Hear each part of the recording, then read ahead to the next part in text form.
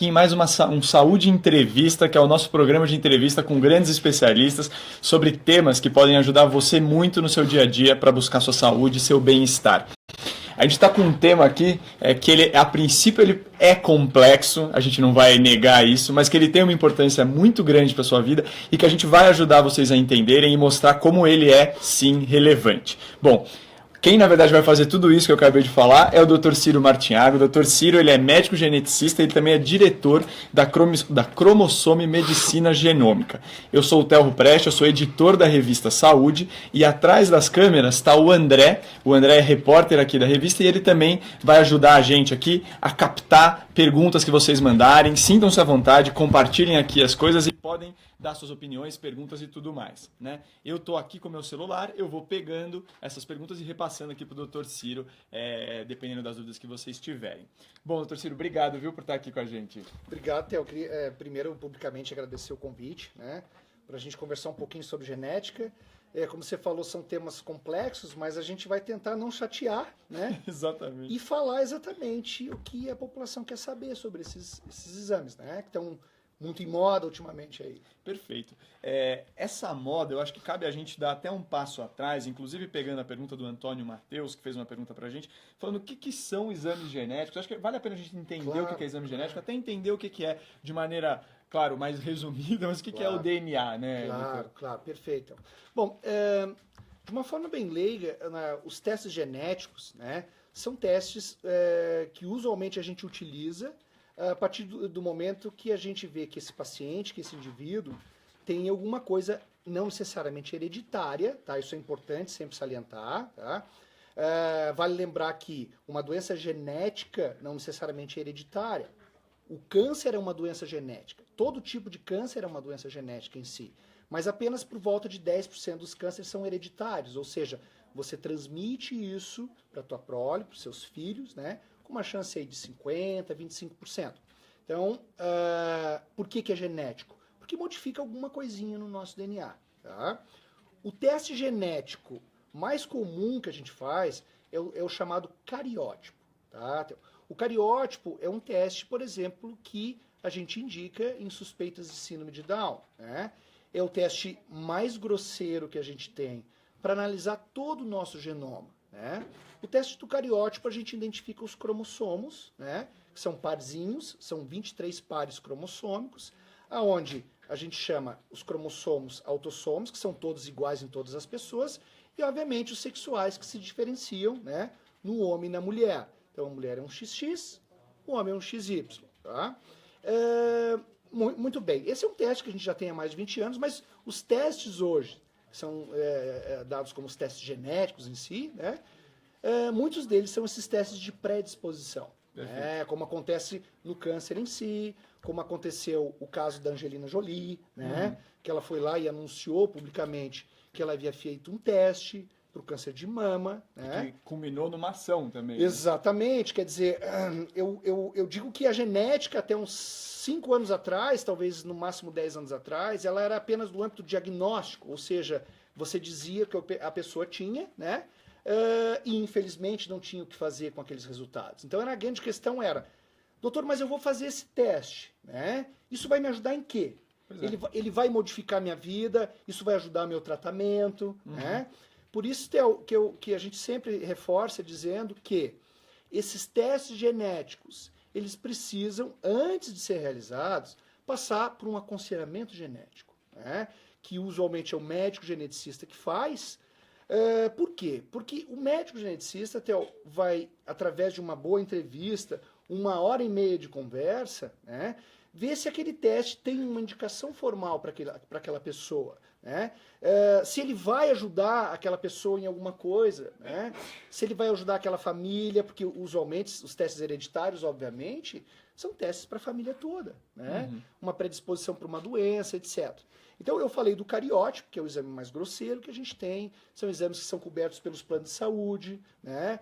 São exames importantes, mas com o advento da nova tecnologia, a gente consegue ter uma alta resolução desse nosso DNA. Né? Então a gente consegue agora, através do sequenciamento do nosso DNA, né, a gente chegar àquelas letrinhas, aquela sequência de letrinhas.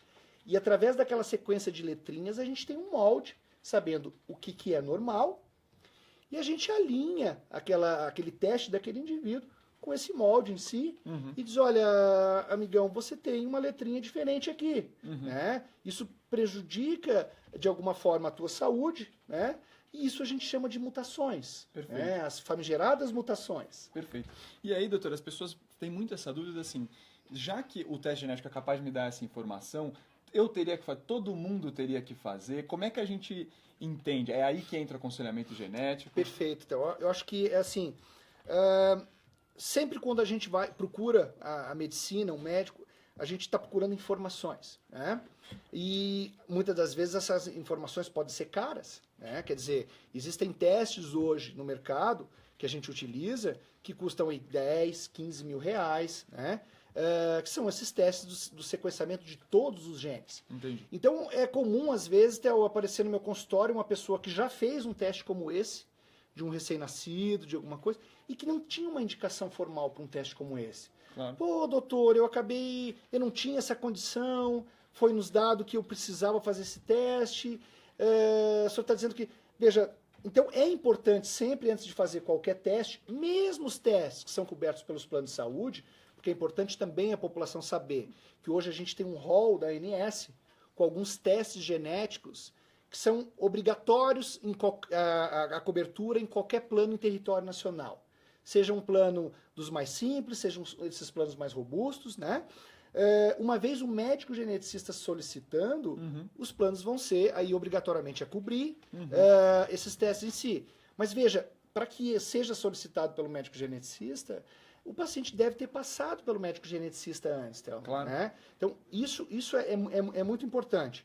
Então, o aconselhamento genético, então, ele precisa ser realizado antes de um indivíduo realizar esses testes em si.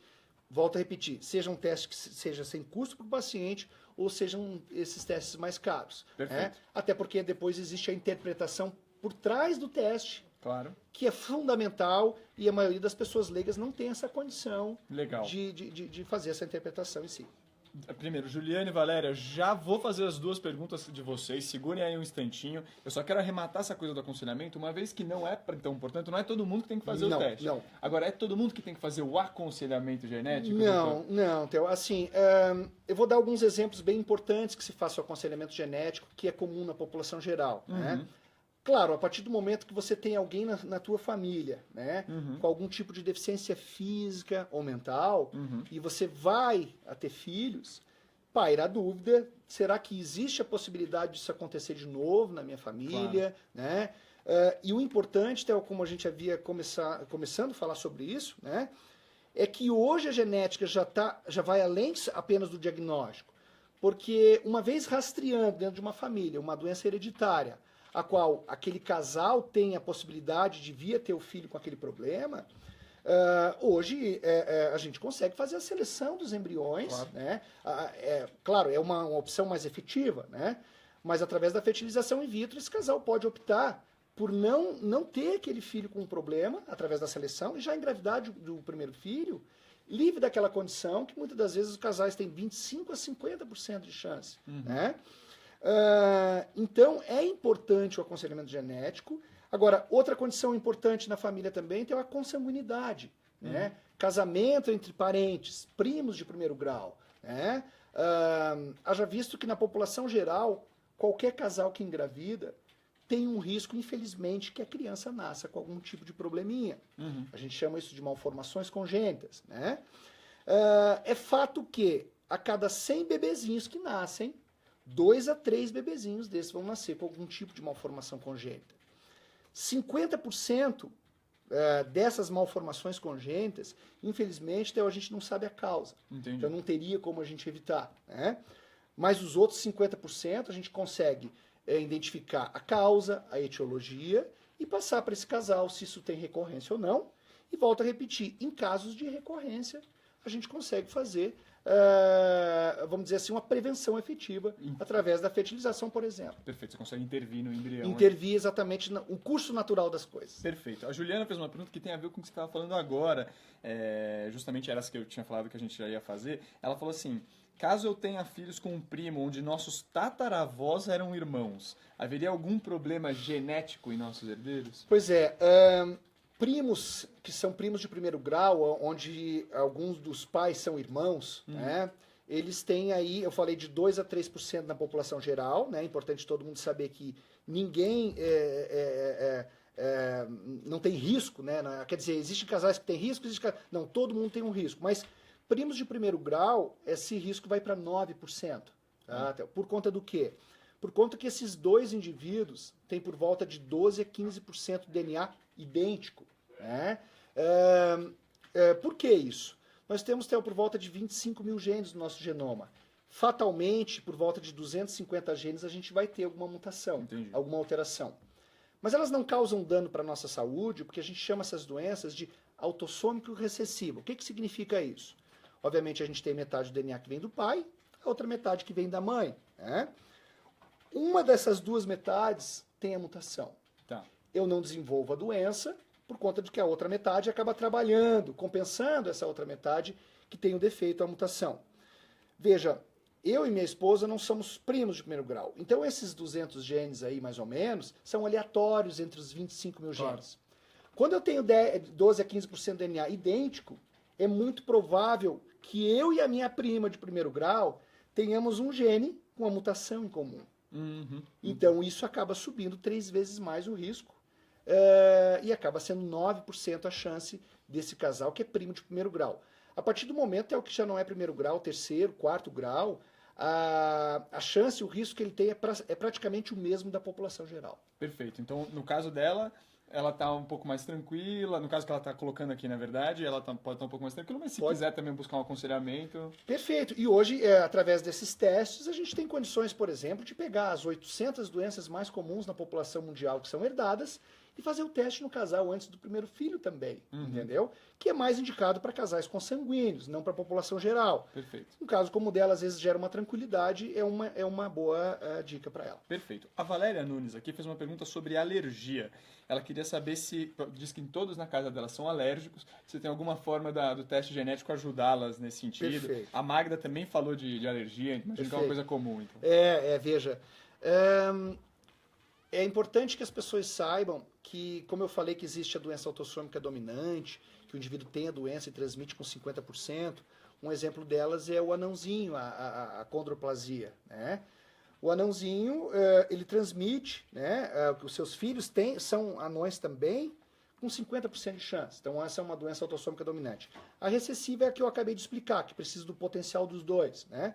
Mas existem as doenças multifatoriais, tá? Essas multifatoriais, ela depende de um componente do nosso DNA, que não é apenas um gene, são múltiplos genes, né? E também depende do meio ambiente. A parte de alergia, ela funciona dessa forma também. Tá? Então, você recebe uma carga genética, mas que muitas das vezes, por exemplo, você acaba eliminando a alergia em si, simplesmente por uma mudança de ambiente. Claro. Você tem a carga genética, mas o indivíduo que continua naquele ambiente ali, seja algum contato com o alérgico. Né? Hoje existem esses testes que você pode saber o que você tem alergia, tal, etc. Mas também é importante saber que hoje existem vacinas para isso. Claro. E funcionam muito bem. Né? Às vezes você não tem a condição de sair daquele ambiente, né? E você acaba indo para uma terapêutica, mas não tem uma carga hereditária, uma transmissão específica. Quer dizer, se ela tem isso e herdou do pai, não necessariamente o filho dela vai ter. Perfeito. A gente, inclusive, tem uma reportagem sobre vacina para rinite, que foi um sucesso estrondoso. Imagina. Vale a pena vocês procurarem aí, porque realmente parece que desperta bastante atenção e é uma solução para alguns casos interessantes. E difícil tratamento, né? Pois Por isso que a vacina é importante. Perfeito. A Paula Barbosa fez uma pergunta aqui sobre se dá para notar, se algum exame genético é capaz de acusar se o bebê vai desenvolver perda auditiva. Perfeito. Existe sim. Bom, primeiro a gente lembra que hoje existe o teste da orelhinha ao nascimento, que é muito importante. Ele deve ser feito junto com o teste do pezinho. Né? Por que ele é importante? Porque se uma criança nasce com algum tipo de surdez, principalmente essas neurosensoriais, muitas das mães e os pais dizem, não, doutor, ele ouve, às vezes a gente bate palma, chama, ele acaba voltando pra gente, né? Quer dizer, às vezes tem algumas frequências que a criança não ouve, tá? E aí acaba ouvindo como se fosse uma voz metálica, ou às vezes não ouve bem o agudo ou o grave específico.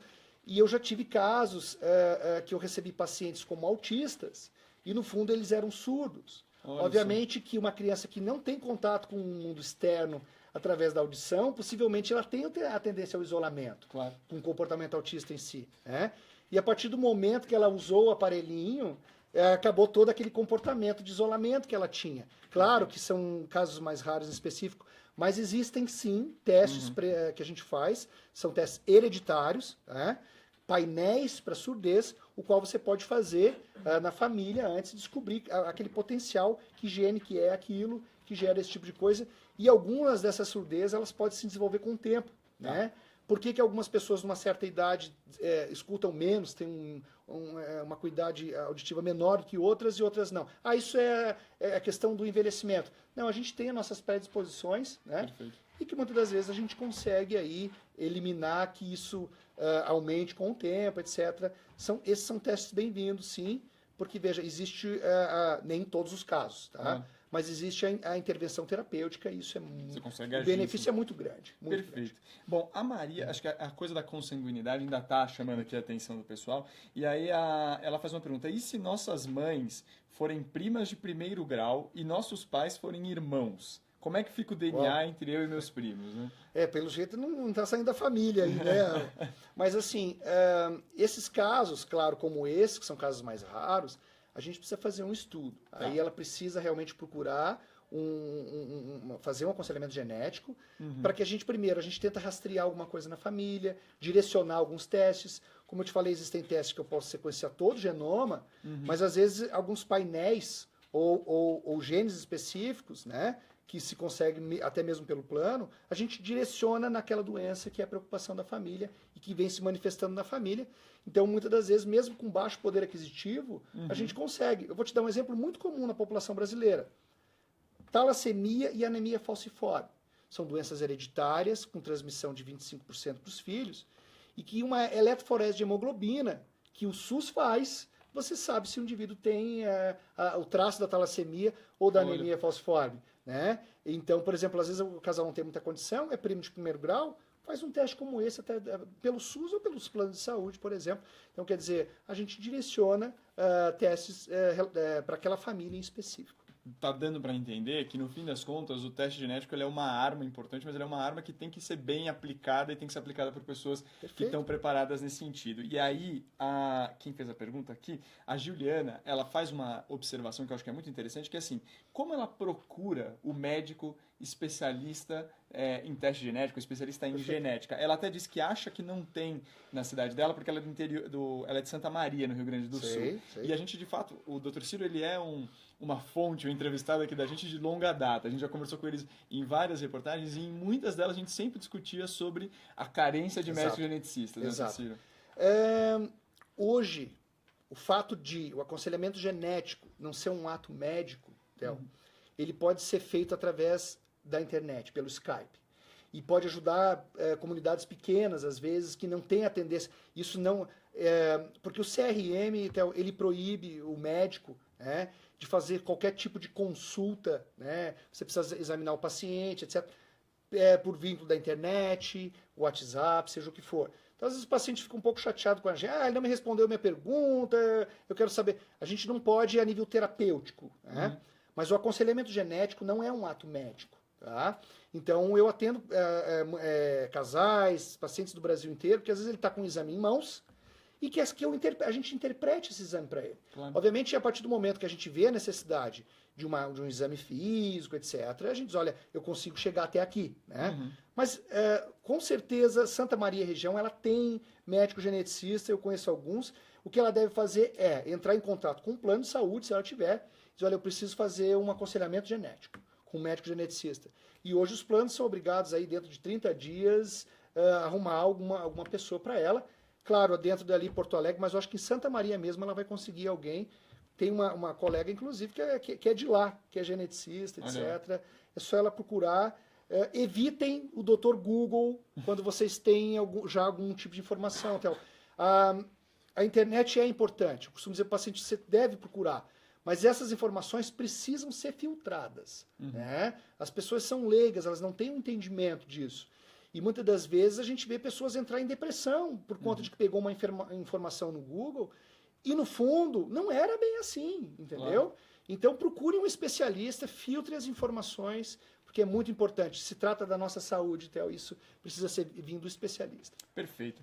A Gislene faz uma pergunta mais objetiva, mas acho que até foge um pouquinho, mas acho que eu vou fazer, que é sobre glicogenose tipo 6. Ela fala que a filha dela tem 19 anos e tem muito suor. Você sabe se isso tem a ver com a doença? É bem possível, Theo. Bem Tá. possível, bem possível. Essas glicogenoses agora são várias. Agora, é importante que as doenças de erro inato do metabolismo em geral, como é o caso, muitas delas hoje já têm um tratamento, Theo. Claro. E que não se trata do CRISPR, se trata de tratamento enzimático mesmo. Então é importante que, por mais que hoje ela não tenha, ela fique em contato com o geneticista. Legal. Né? Isso pode surgir logo, logo. Sei que alguns tratamentos são caros, né? Mas hoje a gente vê tratamentos muito efetivos. Possivelmente faz parte do quadro clínico da doença do filho dela, não sei se é um bebezinho. É comum a gente ver isso aí. Perfeito. A Cecília toca num ponto que eu acho que é importante, porque como os testes genéticos evoluíram muito, eles chegaram inclusive a doenças psiquiátricas, né? Que também tem um ar, é uma questão até um pouco mais complexa, porque a doença psiquiátrica é uma definição que a gente traça também em muitos casos, né? Não necessariamente todos. Enfim, ela fala sobre esquizofrenia, porque ela falou como é que é? Se o avô materno... Ela faz uma questão assim, se na família tem esquizofrenia, se existe teste genético que vai atender. A esquizofrenia, as psicoses em gerais, né, as doenças psiquiátricas ou comportamentais, como hoje está muito em moda o autismo em si, né, elas entram dentro das doenças multifatoriais. Tá? Já existem testes, sim, para se fazer. Existem, é muito parecido com o câncer, é por volta o próprio Parkinson, né, logo alguém vai perguntar, Alzheimer, por volta de 10% deles tem um componente hereditário. Tá? E aí passa, mas aí é muito definido na família. Avô, pai, o filho, neto, né? Eles transmitem com 50% de chance. Em geral, quando você estende bastante, que a gente chama de heredograma, essa árvore da família, né? A gente sempre vai encontrar alguma doença dessa na família, etc. Quando é muito próximo, existe uma preocupação. Agora, infelizmente, em 90% das vezes, a gente não vai ter um teste que vai confirmar ou excluir que ela vai ter, ou alguma outra pessoa da família vai ter. Por isso que é importante ver se o caso dela em específico se enquadraria dentro de um desses testes preditivos. Perfeito. Pergunta objetiva aqui, que aliás não é tão simples, mas é sobre os planos, se eles cobrem os exames genéticos, depende, né? Sim, como eu falei, existem um rol da ANS aí por volta de 30 testes, que é quase compulsório. O médico geneticista solicitou, o plano vai ser obrigado a cobrir, independente de qual seja o plano. Ah, doutor, o meu plano não é muito bom, é um plano que eu tenho... Não interessa, é território nacional, é praticamente compulsório. E que a justiça dá altas multas, inclusive, para os planos que não cumprem não sei se é uma normativa, que a gente chama da ANS em si. Aí vai depender do tipo, são aproximadamente 30 compulsórios, mas existem por volta de 80 que aí, dependendo do relatório médico, dependendo da efetividade que esse teste vai causar na família, né? Quer dizer, vai ajudar um tratamento, não vai, vai ajudar a tomar decisões, né? Como o teste de mama, vai te retirar uma mama, um ovário. Quer dizer, o plano entende que aquilo é benéfico para o paciente e muitas das vezes, sinceramente, até para o próprio plano, porque existe o caráter preventivo e o filho com um problema, o plano vai ter que arcar com essas consequências, né? Então, por isso que eu digo que eu vejo com muito bons olhos. Perfeito. Aqui tem uma pergunta. Aliás, primeiro, a Ana Lúcia falou que sobre o Dr. Google, ela foi proibida pelo médico cardiologista dela de acessar o Dr. Google. E aí, na sequência, ela pergunta sobre colesterol. Ela fala especificamente do LDL. Se ele tem um componente hereditário. Diz ela que o pai tem, ela recentemente descobriu e diz que o filho de 14 anos também está com colesterol alto. Existe a hipercolesterolemia familiar, autossômica dominante, que as pessoas herdam com 50% de chance. Usualmente são índices muito altos. Pode chegar a 800, 1000, etc. E que, infelizmente, não tem um tratamento efetivo ainda. Claro que é o tratamento paliativo em si, mas sim, existem testes que podem ser feitos quanto a isso aí, né? Mas a maioria das vezes ainda eles entram dentro dos multifatoriais. Perfeito. Veja, a própria obesidade é assim, você tem um componente genético da obesidade, mas se os dois pais forem obesos, né? E você retira essa criança daquele ambiente familiar e coloca entre uma família onde os pais não são, obviamente muda todo o ambiente em si, né? Porque eu costumo dizer que se você quer emagrecer uma criança, não adianta você passar uma dieta para ela, a família inteira vai ter que entrar. Claro. Por quê? Como é que você vai explicar para ela que ela não pode comer aquilo e os adultos podem comer, etc, né? Então, muitas das vezes entra nas multifatoriais também, mas existem sim doenças hereditárias, Claro. como já bem estandartizadas, como essa história do colesterol, e que a gente consegue rastrear através de testes genéticos. Sim. Mas aí tem um ponto interessante mesmo, né? Porque quando a gente fala de hereditariedade, a gente às vezes olha para os nossos familiares, mas pode ser, na verdade, o comportamento que a gente adota como família que está também contribuindo. Né? Isso é importante, Theo.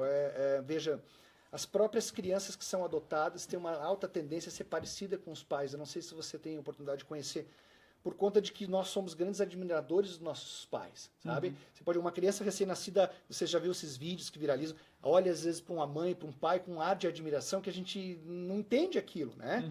Então, a partir do momento, o sorriso, a forma de gesticular, então a musculatura da face vai se tornando muito parecida também, claro. a gargalhada, e etc, né?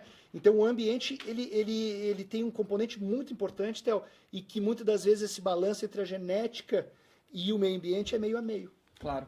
Aqui tem uma questão ainda sobre o momento da gestação, né? A Silvana, por exemplo, falou que a filha dela quer engravidar, se é bom fazer aconselhamento genético, ela não traz nenhuma informação a mais sobre a filha. Claro. Já a Luciana falou que pessoas que têm familiares com uma doença chamada de Machado-Joseph, confesso que eu não conheço, se seria bom fazer o aconselhamento genético. Então a gente tem duas situações diferentes. Sim, aí, sim. Né? Quando você tem uma gestação, se você não tem nada na família que te preocupe, não há necessidade de você procurar um médico geneticista, né? Haja visto que 98% das vezes dá tudo certo, como eu falei ali, né? E nesse 1% aí que acaba, a gente nem sabe. Falei em 2%, mas 1% deles a gente nem sabe a causa, né? Então, se não tem, não há necessidade. O que é importante para a gestação hoje, e eu acho que é importante a nível de informação, eu chamo da mulher moderna, que ela posterga a gestação, né, Theo? E muitas das vezes ela vai gestar após os 35, 37, 38 anos de idade. Então preocupa muito as doenças genéticas, como por exemplo o caso da síndrome de Down, que aumenta bastante. Se a gente levar em consideração a população geral, fatalmente a cada 800 bebês que nascem, um nasce com síndrome de Down. Entre mulheres de 40 anos, essa frequência é 1 para 100. Entre mulheres de 44 anos é 1 para 20, 1 para 40 mais ou menos. Então aumenta muito a chance, né, essa incidência. Então elas podem hoje, tem um teste que ela pode fazer através do sangue materno. Né? A partir da 9ª semana de gravidez, ali entrando no 3º, 4º mês, ela pode colher um sangue, né, e fazer um teste desse e saber já, com quase que absoluta certeza, a chance de erro desses testes é 1 para 10 mil, mais ou menos, se esse bebê tem essas doenças que aumentam com a idade em si, sabe? Então, agora, volto a repetir, o aconselhamento genético é importante antes. Por quê? Ah, doutor, mas eu não quero saber o que isso vai me ajudar, não vai. Sempre é importante saber qualquer condição de saúde que o bebê tenha antes ao nascimento. Saber onde o bebê vai nascer, né? A questão não vamos entrar em polêmica em questão de interrupção. A questão é, o próprio paciente vai passar por algumas fases, que é importante. Fase de negação, fase de revolta. Veja, se a gente levar em consideração que ele vai passar por essas fases ao nascimento, a hora que esse bebê com síndrome de Down, né, precisa mais da mãe do que qualquer outro bebê, muitas das vezes essas mães se afastam, porque ela está caindo a ficha, como a gente diz. A partir do momento que ela já sabe disso previamente, né? Veja, tem família esperando para conhecer, tem todo... Veja, tudo isso faz parte do aconselhamento genético. Está preparado ali. Exato, veja, a gente colocar para essa paciente quais são os obstáculos que ela vai... Né? E dentro das condições financeiras, psicológicas, religiosas, ela toma essa decisão. Aliás, falando em Dr. Google, eu sempre digo o seguinte, não procurem opiniões, procurem informação. Perfeito. E a gente tem aí uma prova disso, né? A decisão dela ir adiante ou não é sempre dela, mas aí ela vai ter informação para lidar com isso adequadamente. Né? Como é que você vai decidir como? Eu preciso de informação para tomar essa decisão. Perfeito. A Adriane Benio fez uma pergunta aqui falando assim, quais são as principais doenças que a gente está falando que a gente pode intervir ou que são as mais usadas com testes genéticos preditivos, doutor Ciro? Hoje, talvez, esses testes preditivos que mais estão sendo realizados é dentro do câncer em si. Né? Hoje nós temos o oncogeneticista, o indivíduo que ele é geneticista especializado em oncologia. Por quê, Theo? Porque desses testes em si? A gente está vivenciando atualmente, mudando um pouco o paradigma que acontecia, que talvez vocês já devem até ter abordado, sobre o que a gente chama de biópsia líquida. Quer dizer, você consegue hoje, através desses testes preditivos, dizer que mutação está causando aquele câncer em específico, né? Através dessa mutação e desse estudo que se faz, já indicando medicações específicas para tratamento em relação àquela mutação, a gente consegue também, com esses testes, ver o metabolismo, como é que esse indivíduo metaboliza essa droga, né? Porque seria um erro nosso, muitas das vezes, passar uma droga, que são drogas caríssimas, né, relacionadas à oncologia, para o indivíduo, ele não está respondendo, eu aumentar a dose, e esse indivíduo é um baixo metabolizador, ele pode se intoxicar com aquela dose. Então é erro e acerto, porém nesse erro e acerto teve um erro, o qual, muitas das vezes, o tempo é indispensável, Claro. Financeiramente também é indispensável um Claro. erro como esse. E esses testes hoje, na oncologia em si, eles já começam a nos dar também opções de terapêutica em si.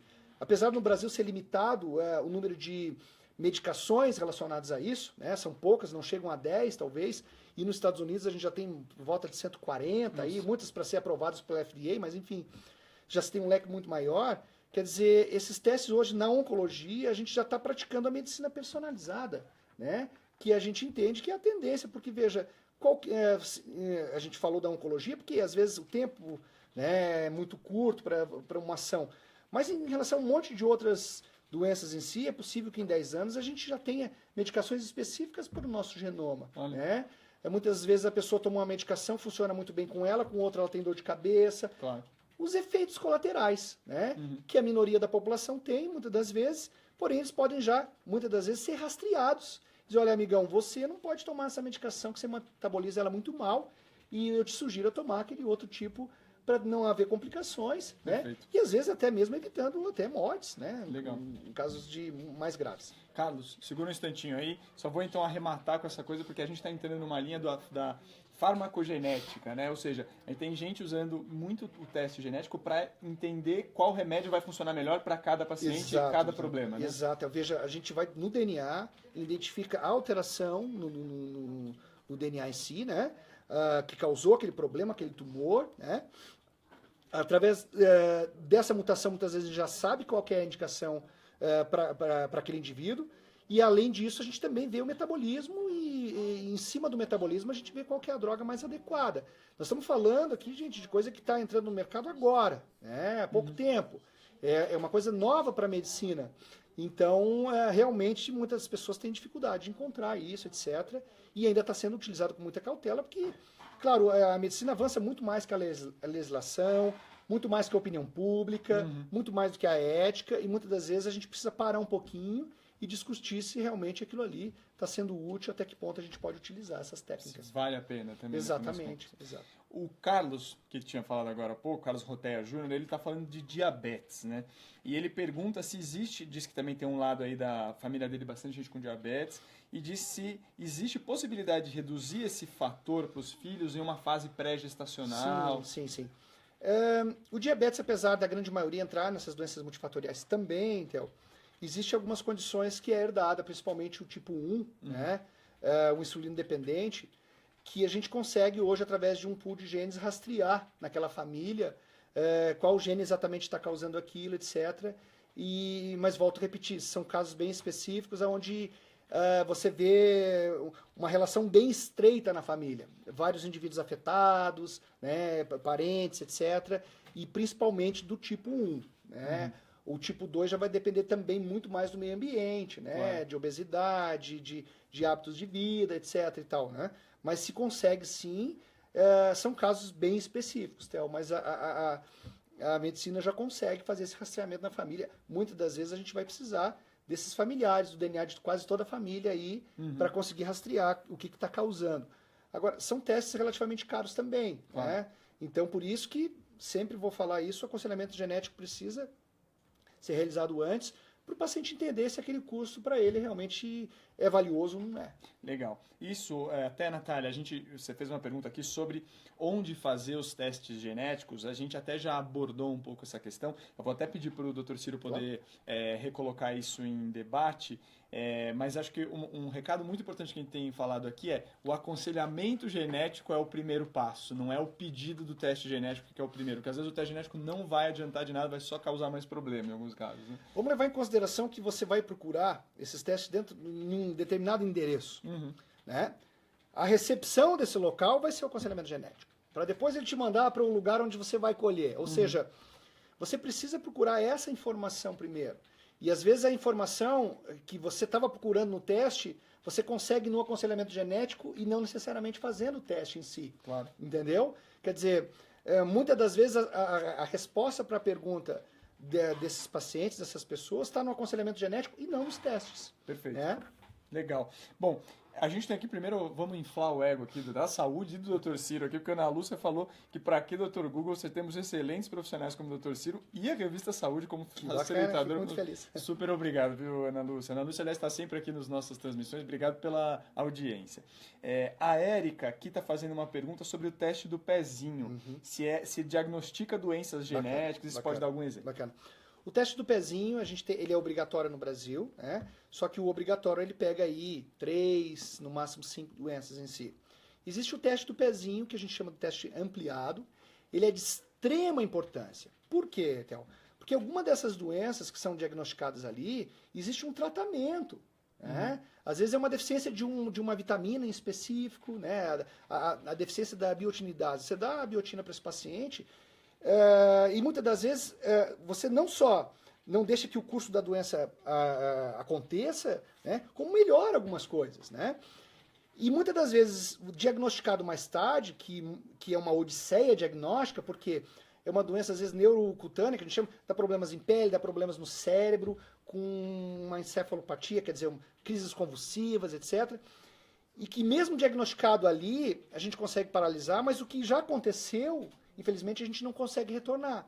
Então, o teste do pezinho ampliado, eu sugiro para todo casal. Né? Essas ocasionalidades acontecem. Claro. E veja, gente, se eu estou dizendo que 2% da população pode ter o filho com problema, isso não exclui ninguém nessa história. Né? Não tem ninguém na minha família, eu programei bem essa gestação. Infelizmente, são coisas aleatórias e que o teste do pezinho pode ajudar. E muito, muito mesmo. Eu sugiro sempre realizar o teste. Obrigatório é óbvio que todos vão realizar, mas se tendo a condição, muitos planos cobrem também, né? Procure se informar dentro do plano. Às vezes para tomar uma decisão de qual plano você vai seguir, você vai, né? Você começa a olhar esse tipo de coisa. Será que ele cobre isso? Não cobre? Porque muitas vezes a gente olha, será que cobre o hospital X ou hospital... Mas tem testes ali dentro que são importantes, né? E que também não são exames caros, Theo. Isso é importante também, ele está aí... vamos dizer assim, ao alcance de metade da população brasileira, são testes não tão caros. Sugiro sempre fazer, não esquecer da orelhinha, né? O teste do pezinho também, de extrema importância. Casais consanguíneos, aí para mim tem que fazer mesmo o ampliado como dever de casa mesmo. Aliás, faltou uma coisa super básica, doutor Ciro, mas como é que é feito o teste? A pessoa colhe sangue, um swap da língua? Perfeito. Esses testes, para erro inato do metabolismo, muitas vezes ele é dependente do material. Tá? Então, às vezes precisa de urina em específico, precisa de sangue. Tá? Mas os testes de DNA, como, por exemplo, paternidade, ou esses de... qualquer teste de DNA, né? A gente consegue 95% deles pela saliva. Né? Então, por exemplo, hoje, recém-nascidos, crianças pequenas, a gente já colhe saliva, não vai no sangue. Né? Porque muitas das vezes a criança liga, né? O jaleco, o branco, com uma injeçãozinha, com uma agulhada. E fica difícil, às vezes, até mesmo conversar com os pais para essa criança se agitar muito. Então, se ela vai lá, colhe uma saliva, são testes, né? E outra coisa, até facilita muito o que a gente chama de pré-analítico. Porque o indivíduo está lá no Pará, ele vai colher um exame hoje, dependendo, ele precisa colher em um lugar específico, ele precisa congelar, colhe uma saliva, né? A gente já recebeu do exterior, né? Por exemplo, a família está aqui, como você falou sobre o Machado Joseph, né? Ali é uma doença mais em português em si. A minha família continua lá em Portugal. colheu lá, mandou pro FedEx, não é material contaminante. Ou então, por exemplo, o teste do pezinho, que muitos viram, por que chama teste do pezinho? Porque ele fez um pequeno furinho, né, no calcanhar do bebezinho, caiu um pingo num filtro, e esse filtro pode ser enviado por carta para onde você quiser. Perfeito. Tem DNA. Então, é muito fácil hoje esses testes, né? Não precisa ser necessariamente o sangue em si. Perfeito. Doutor Ciro, a gente está caminhando para o fim aqui, mas acho que tem um tema que é muito importante, porque também ganhou a população, que são testes genéticos que supostamente definiriam o que a pessoa tem que comer, o exercício que seria melhor para ela, não sei se até o sono. A gente tem parece que tem essa tendência. Agora, o que a gente tem de verdadeiro, de realmente útil nesse cenário, né? Então, assim, infelizmente, existe o que a gente chama de mercadológico, né? Muitos desses testes, às vezes, são lançados no mercado. Se eles não têm uma boa assertiva mercadológica, eles não são colocados em vice-versa profissional. Tá? Às vezes, um indivíduo, por um milésimo de segundo, pode fazer uma grande diferença, né? Numa medalha, seja no que for. Para o dia a dia, em geral, por isso que precisa sentar e conversar aí com o médico, nutricionista. Eles não ajudam, porque, sinceramente, as pessoas já sabem o que pega na vida delas, né? E eu costumo dizer que é mais fácil, às vezes, você indicar para um indivíduo uma terapia intravenosa, que ele vai ter uma assertiva boa, do que você mudar o hábito de vida daquela pessoa, né? Então, a gente ainda não tem esse poder que as pessoas acreditam que esses testes dão. Eu vou fazer esse teste, eu vou gastar um X e ele vai me ajudar, vai acabar com meus problemas de obesidade, vai me ajudar na minha performance, etc. Na população geral, muitas das vezes é um custo que eu acho desnecessário, Theo. Por isso que é sentar e conversar e ver os prós e contras, né? Mas talvez uma consulta, ao invés de um aconselhamento genético, um teste como esse, passar por um nutricionista, né, seja muito mais útil para a vida dessa pessoa, até porque poucas pessoas sabem interpretar direito o resultado desses testes. Perfeito. Porque a interpretação é a grande jogada. Imagino que é difícil também ter um teste que vai falar para a pessoa, olha, para você é melhor comer abacate do que comer morango, né? Mas você sabe o que é interessante que eu estava falando? Muitas das vezes você fala, mas a pessoa precisa ver no papel, aquilo escrito, para dizer, agora eu estou acreditando nisso, entendeu? Porque é uma certa negação que a gente tem naturalmente. Claro. A gente sabe o que pega normalmente, só que a gente não tem aquela coragem, aquela coisa de enfrentar, né? Aliás, tudo na vida é isso, é enfrentar de frente. Perfeito. André, tem alguma coisa que acha que vale a pena ou conseguimos cobrir bem aqui? Eu só tenho uma pergunta em relação à evolução da tecnologia, Dr. Ciro, porque eu fiz uma matéria de teste genético em 2013 e vi máquinas assim, que pareciam ser a última coisa de geração. E vi máquinas esse ano que, tipo, tudo que eu vi no passado já era, parece que não serve lixo, mais, assim. né? Como tem evoluído? É muito bacana isso, a gente está falando de mercado, né? Hoje a gente já tem equipamentos que nos dão uma precisão muito grande. Pra você ter uma ideia, hoje eu consigo pegar o genoma de 30 pessoas e jogar no mesmo chip, vamos dizer assim. Eu insiro códigos de barra em cada DNA, misturo todos eles e o equipamento já reconhece qual desses indivíduos eu estou sequenciando. Tá? Muito bem. A gente tem o teste do exoma, como eu falei para você, que eu já sequencio os 25 mil genes, aí, etc., com grande precisão. Esses equipamentos hoje, eles já nos dão muito mais informação do que a gente sabe interpretar. Tá? Então, esse é o grande problema hoje. Ou seja, no mercado mesmo, né, a gente chama isso, por exemplo, uma vez que eu faça um sequenciamento de todos os genes de um indivíduo, eu vou encontrar mais ou menos, Theo, por volta de 30 mil variantes do nosso DNA, o qual eu vou precisar interpretar. Claro. Tá? Dessas 30 mil aí, negão, eu não vou conseguir interpretar 20 e poucas mil delas. Claro. Então, eu não tenho essa informação. Então, seria uma irresponsabilidade do meu ponto de vista lançar esse resultado com essas variantes e entregar para o paciente, se vire com esse resultado. Como assim? Predisposição ao câncer, que muitas das vezes a gente não sabe se aquilo realmente vai ter um efeito. Claro. Então, hoje, voltando aos equipamentos, a gente já tem a resolução maior do que a gente precisava. E o mais bacana nessa história, com o advento do sequenciamento nova geração, eles também já baratearam bastante. Né? O sequenciamento nova geração é fruto disso. Ou seja, em um determinado momento, para se sequenciar o genoma humano, era $150 mil, demorava 6 meses.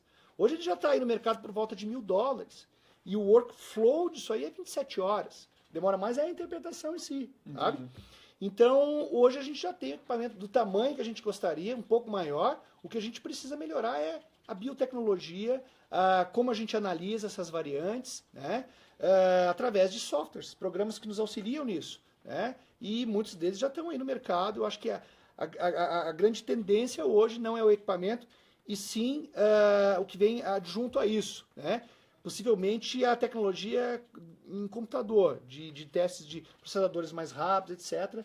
E o grande mérito já foi deles nessa história, porque o DNA a gente já conhecia. O problema era a gente sequenciar isso com eficiência, segurança, de uma forma barata, que possa atingir toda a população, né?